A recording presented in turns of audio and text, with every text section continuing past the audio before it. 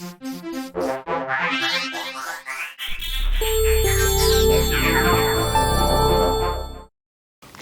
in this video, I'm going to explain what it's like to drive an electric vehicle and compare that against what we term an ICE vehicle or internal combustion engine, which is a petrol or a diesel.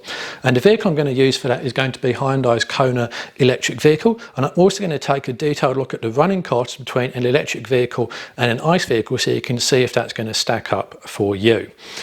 Now, let's take a look at some of the base similarities first of all. Well, the two cars look pretty similar. They're the same dimensions, height, width, length, that sort of thing. They've both got doors, both got steering wheels, accelerator, pedal, etc. So a lot of it is the same. And in some respects, it's a little bit like driving a diesel versus a petrol.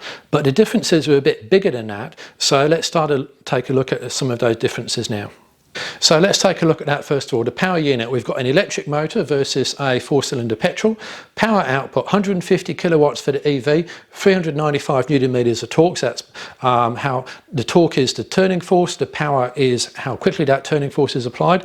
The ICE vehicle is down 110 kilowatts and only 180 newton meters, so quite a bit less powerful and torquey. But the weight, 1700 kilos for the EV, significantly more than the 1300 for the ICE vehicle. And then the power to weight ratio, each kilowatt for the electric vehicle has to shift 11.3 kilograms, whereas it's just a little bit more, 11.8 for the ICE vehicle. Now, if we look at torque, each newton meter of torque only needs to deal with 4.3 kilograms, where it's getting on for double for the ICE. Now, what that translates to is that the EV is going to be quicker off the line and it's going to continue being quicker in acceleration than the ICE vehicle, despite the fact it's got the extra weight. And there's no spare tyre for the EV, where there is a space saver for the ICE. Now, the electric Kona is built on the same platform as the petrol Kona, and in this case that's a disadvantage because you can see here the engine compartment actually has a motor in it, whereas normally a pure electric vehicle would have a front or front boot where you can actually store stuff, but in this case the Kona you can't. Now, it's no problem to heat an ICE car because it's got a built-in source of heat, and in fact the engine has to work hard to get rid of the heat, so there's plenty to go around. With a battery electric car, then you don't have a built-in source of heat, and that energy has to come from the battery, which drains it quite quickly, and that is why you tend to find heated and cooled seats and heated and cooled steering wheels on electric vehicles. And here's the climate controls. You can see there's driver only, front, rear and a couple of other things. You don't generally see that level of fine-grained control on an ICE vehicle, and again that's all to do with minimising the amount of energy required to heat or even cool the vehicle. The Kona even has heated rear seats as well. Now, the dash looks different as well. There's a speedometer, but there's also information about recharging time, range and other things, which is kind of similar to fuel gauges. And you can see here, I quite like the fact that when you change the wipers, it actually tells you what wiper speed visually, as opposed to just having to figure out where the stalk is. Now, take a look at the driving consumption, 13, 15, 4 kilowatts. As we deaccelerate, that's gone to minus 44, minus 20, and that's because the engine is now turning into a generator and recharging the battery as we deaccelerate. So the minus figure means you're recharging the battery. Now, many EVs do have the ability to store stuff where the engine would normally go, albeit not the Kona, but all EVs do have a battery, and that typically goes underneath the vehicle and along it, and that can actually compromise the storage space for things like spare tyres. Now, the Kona doesn't have a lot of storage space. It also doesn't have a spare tyre. That's actually a Range Rover tyre I'm transporting there, and there's not a lot of space in the back, so be aware of that if you decide to buy one. Alright, so let's take a look at running costs. Does an EV make financial sense for you? We're going to start with the EV itself and then compare it to an ICE vehicle. So the battery, 64 kilowatt hour, that gives us a range of 484 kilometers. We're just going to take that as read. We're going to use a figure per kilowatt hour of 20 cents, multiply one by the other. That's a cost to fill from 0 to 100% of $12.80 or 3 cents per kilometer. Let's take the ICE vehicle now, the petrol equivalent. That's got a 50 litre fuel tank. Fuel consumption combined is 6.9. Divide one by the other, same logic as per the EV. Range is 725, $1.60 per litre. litre. That's $80 to fill up, or 11 cents per kilometre in fuel alone. Then we take a look at the ownership costs. The difference between the two in price is significant. $67,000 about drive away for the EV, only about $35,000 for the ICE vehicle, so straight away the EV's got some ground to make up. Depreciation, we're going to assume a 60% loss on both vehicles, so you're going to lose $40,000 on the EV and you're going to lose $21,000 or so on the ICE vehicle. Now, for fuel, we're going to assume 14,000 kilometres a year times 5 years, because that's about the average mileage. $1,800 is what you're going to spend on electricity to get that EV across that range. But you're going to spend $7,700 on fuel for the ICE vehicle. Servicing is going to be cheaper for the EV, around about $800 versus maybe $2,400 for the ICE vehicle. And we're going to spend $1,500 on EVSE equipment, home chargers, etc., but nothing for the ICE vehicle. So what that means is overall we're looking at a price difference of $11,500 more to run that EV vehicle compared to an ICE vehicle, or $2,300 per year. Now you can change a lot of these figures any which way you want. These are only for guidance, and here's some other examples that I've run through earlier on. If we drop the kilowatt hour figure down to 10 cents, then and we take the fuel to $1.80, that immediately changes it from $11,500 over the 5 year extra to $9.5, so that's a $2,000 change straight away of just those two.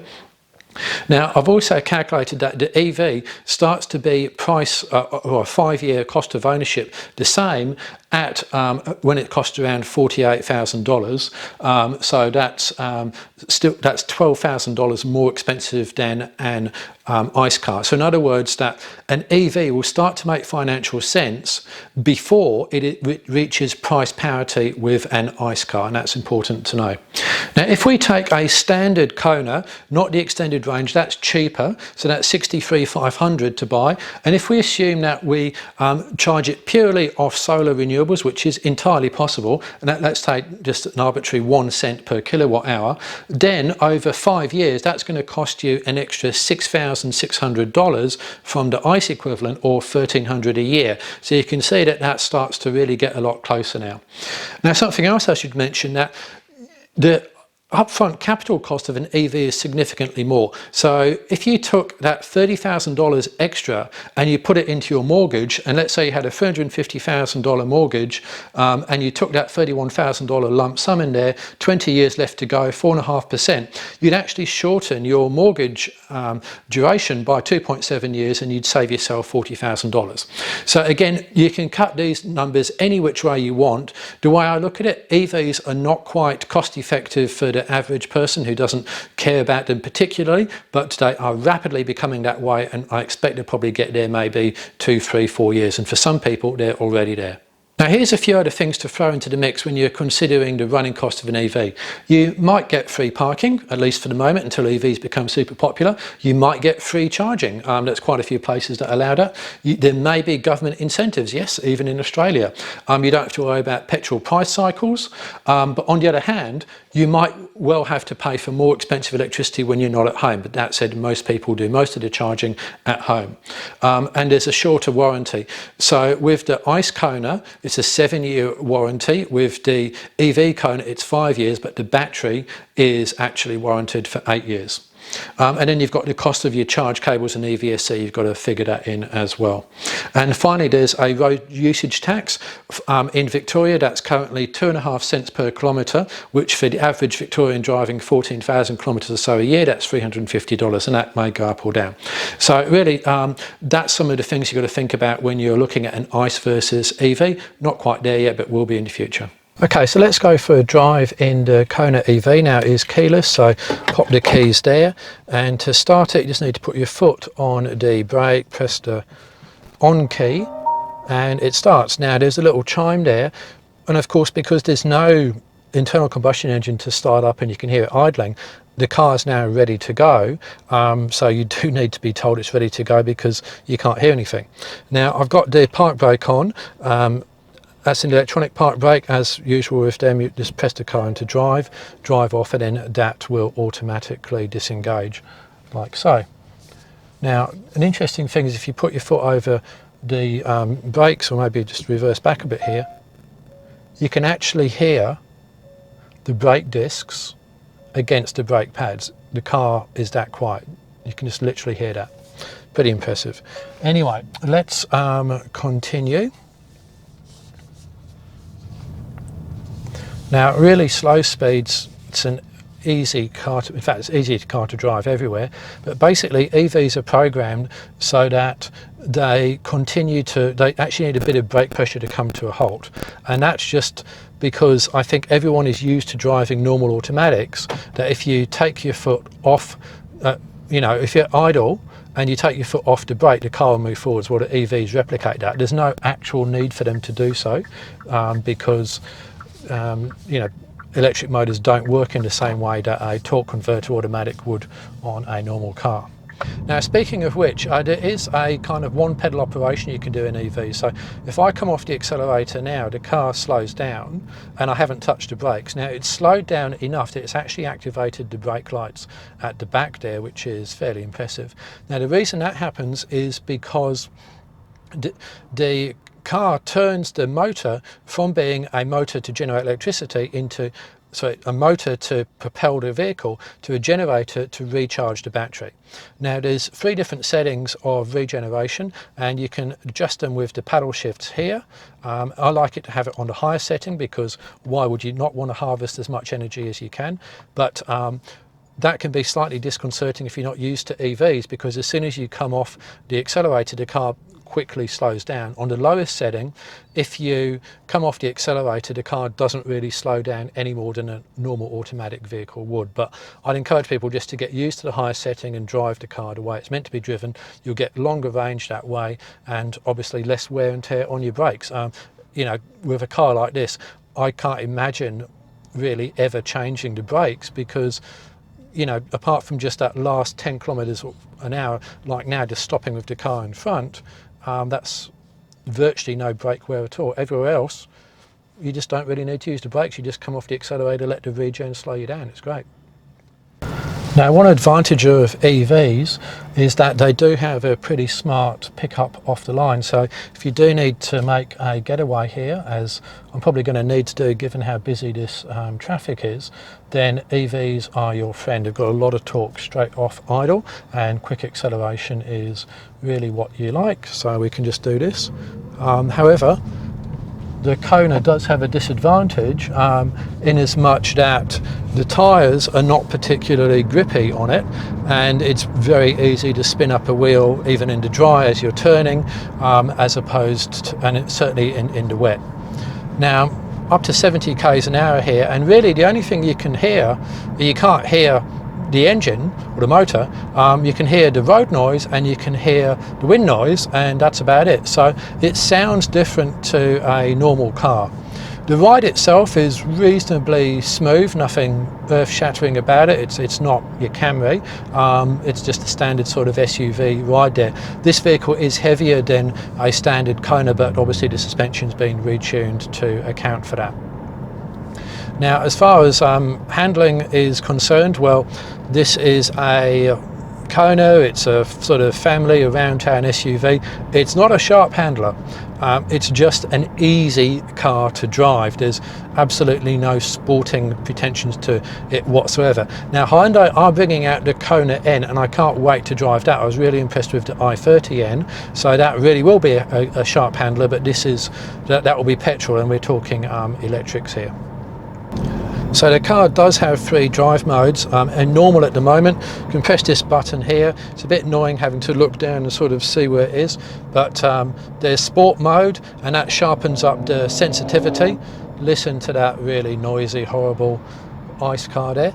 The sensitivity of the throttle, and then we go into eco mode and it desensitizes it, does a few more things as well, and we can go back to normal. So normal is pretty fine to drive in. Sport, yeah, you can make it sport if you want, but to be honest, you put your foot down in this car and then you're off. I don't think you really need the extra sensitivity of sport mode. There's a nice little heads-up display which shows the speed. It also shows at the moment that there's a car on my left-hand side, so apart from getting blind spot on the mirror, I've also got a blind spot on the HUD as well, and it also will tell me the speed limit reasonably accurately as well. And if I was playing music, then it would show me the next track. So useful information on the HUD that I like. This sort of heavy traffic is exactly where EVs absolutely shine, because right now I'm stationary, I'm using virtually no energy to do that, and that's great. And one of the other things I like about an EV is that you can sit in an EV with the engine on and you're not idling, pushing out nasty, noxious petrol or diesel fumes. So if someone's gone into the shops to get something, you just need to wait in the car, you can sit there, all of your electronics working, your heat working, etc., and not inconveniencing anyone, not really using a lot of energy. I think that's fantastic. It's a definite advantage to an EV for me. This isn't specific to an EV, but it's blind spot warning. A little light will flash to show you there's a car in your blind spot, and if you indicate, it will actually beep at you. Okay, now we're stopped, got my camera held by my passenger, and the other vehicle's moved away, and it's telling me the leading vehicle's driving on, so it's actually giving a reminder for me to pull away in case I haven't been paying attention. So the car's in reverse, and the rear cross traffic alert is now working, as you can see.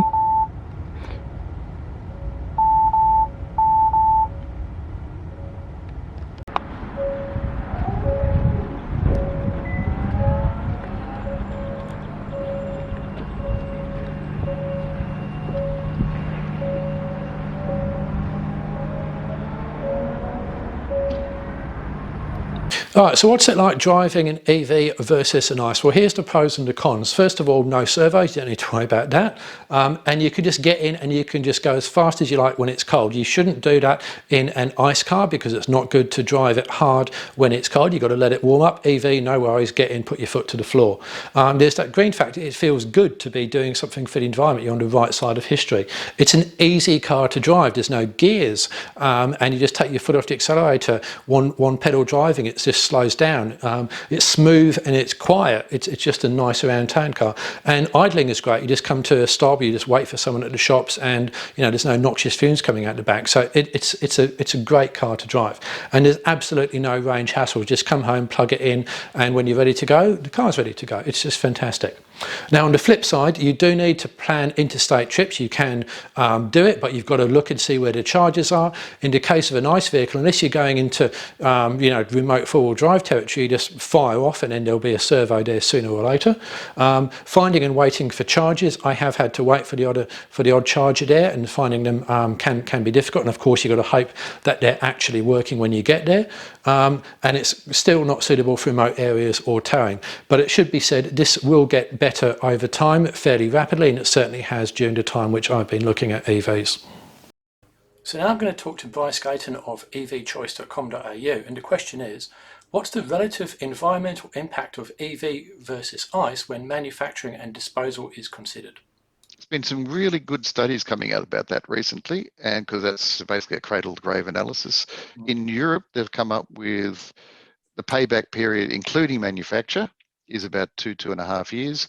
And overall, if you're doing 150,000 Ks in the vehicle compared to an ICE vehicle, internal combustion engine that is, the emissions are half for an EV, and that's on their current electricity grid mix of coal, nuclear, renewables. So it's only going to get better as that mix improves towards the green energies. And the manufacturers are also promising to move their manufacturing to full carbonless or reduce zero carbon footprint, which means that figure will get even better still. And what about disposal of batteries, which seems to be a concern?